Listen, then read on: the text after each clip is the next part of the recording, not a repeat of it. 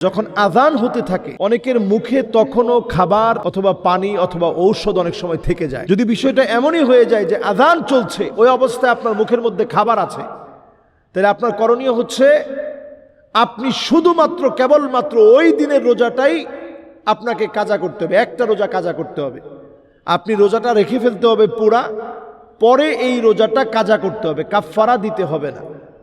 আর হ্যাঁ, আজান দেওয়ার আগে যখন আমাদের মসজিদের মাইক থেকে বলা হতে থাকে যে আর মাত্র 5 মিনিট আছে, সাহরি খাওয়ার সময় শেষ, এই শেষ বলার পরেও যদি আপনার মুখে কিছু খাবার দিয়ে দেন, তখন আজান হয় নাই। এটাকে ওয়াক্তুল ইহতিয়াত বলে, সতর্কতার সময় বলে। তখন যদি আপনার মুখের মধ্যে একটা ক্যাপসুল থাকে, হয়তো আপনি পানি দিয়ে গিলে ফেললেন, আপনার রোজা নষ্ট হয় নাই। রোজা নষ্ট হয়ে যাবে তখন যখন আজান হয়ে গেছে, ওই অবস্থায় যদি আপনি মুখে খাবার দেন অথবা ঔষধ দেন অথবা পানীয় দেন অথবা পানি পান করেন, তাহলে আপনার রোজাটা নষ্ট হয়ে যাবে। এই বিষয়টা আমরা খেয়ালের সাথে ইনশাআল্লাহ রমাদান মাসে এটা আমরা খেয়াল করব, যাতে করে রোজার এই পবিত্রতা যেন নষ্ট না হয়। আরেক ভাই প্রশ্ন করেছেন যে সাহারি খেতে না পারলে রোজা নষ্ট হবে কিনা। সাহারি হচ্ছে বরকতের খাবার। তাসাহহারু ফাইন্না ফিস সুহুরি বারাকাহ। নবী আলাইহিস সালাতু ওয়াস সালাম বলছেন সাহারি করো, এই সাহারিটা হচ্ছে বরকতের খাবার। বরকতের খাবার মানে হচ্ছে বেশি খাবার খেতে হবে, বিষয়টা এমন না। অল্প স্বল্প হোক, খুব সামান্য হোক, অতি সামান্য হোক, কিছু একটা আপনি খাবার চেষ্টা করেন। আপনি সামান্য পানি খান, সামান্য খেজুর খান।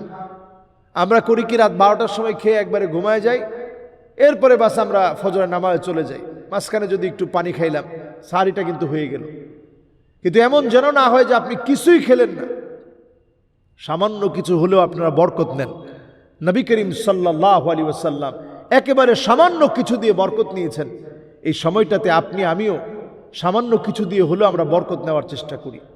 এটা অত্যন্ত বরকতের সময়। এই সময়টাতে আপনি ফিল করবেন, ইযা দাখালা রমাদান নাযারাল্লাহু ইলা খালকিহি।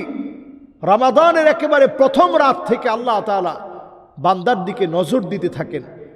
এজন্য আমরা বলতে পারি এই রাতগুলোর নাম লাইলাতুন নাযর আও লাইলাতুন নাযারাহ, আল্লাহর দৃষ্টিপাতের রাত। আল্লাহ তাআলা আপনার আমার দিকে দৃষ্টি দেন। মাঝখানে রয়েছে লাইলাতুল বদর, রয়েছে লাইলাতুল কদর, আর প্রত্যেক রাতে রয়েছে আমার আপনার গুনাহ মাফের অফুরন্ত সুযোগ। এজন্য রমাদানুল মুবারকে গুনাহ মাফের জন্য আমরা ঐকান্তিক প্রচেষ্টা চালাই। আল্লাহ যেন আমাদের গুনাহ খাতাগুলো মাফ করেন, আল্লাহ যেন আমাদের প্রচেষ্টাগুলো কবুল করেন, আল্লাহ যেন আমাদেরকে সাহারির বরকত আল্লাহ লাভ করার তৌফিক দান করেন।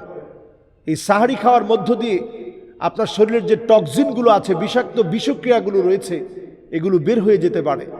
এজন্য এই বরকত আমরা প্রত্যেকে লাভ করার চেষ্টা করব।